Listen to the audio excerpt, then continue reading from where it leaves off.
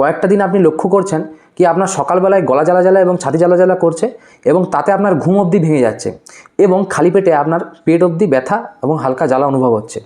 তো আপনি কি করলেন, রেগুলার বেসিসে নিজের মন মতো একটি অ্যান্টাসিড এবং গ্যাসের ট্যাবলেট খেয়ে নিলেন, কিন্তু এতে আপনি আপনার কিছু রোগ চেপে দিলেন। এর জন্য আপনার ভবিষ্যতে কিছু বড় রোগও হতে পারে।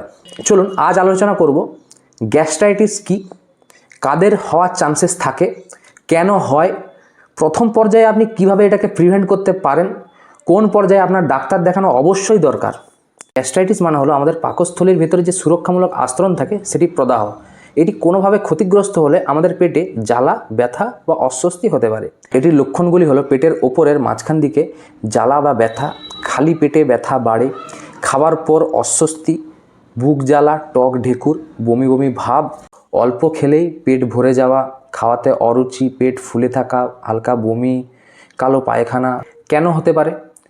অতিরিক্ত অনিয়মিত পেনকিলার খাওয়া, দীর্ঘমেয়াদী স্ট্রেস, খাওয়ার অনিয়মিত খাওয়া, খালি পেটে থাকা, অনিয়মিত ঘুম, প্রচুর অ্যালকোহল সেবন করা।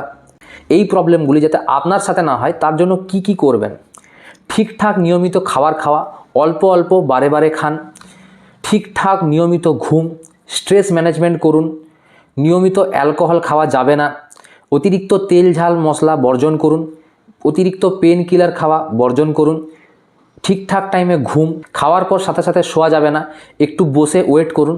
সপ্তাহে 2-3 দিনের বেশি বুক, পেট, গলা জ্বালা বা 2-3 সপ্তাহ ধরে এই প্রবলেমগুলি আপনি যদি রেগুলার দেখে থাকেন অবশ্যই ডাক্তারবাবুদের সাথে পরামর্শ নিন এবং কোন ডাক্তার যদি বলেন দেখাবো তাহলে জেনারেল মেডিসিন বা গ্যাস্ট্রোএন্টারোলজিস্টের কাছে পরামর্শ নিতে পারেন। এরকম নিয়মিত হেলথ টিপ পেতে আমার চ্যানেলটিকে সাবস্ক্রাইব এবং ফলো রাখতে পারেন এবং ভিডিওটা যদি ইনফরমেটিভ হয় তবে একটা লাইক করে শেয়ার করে দিন।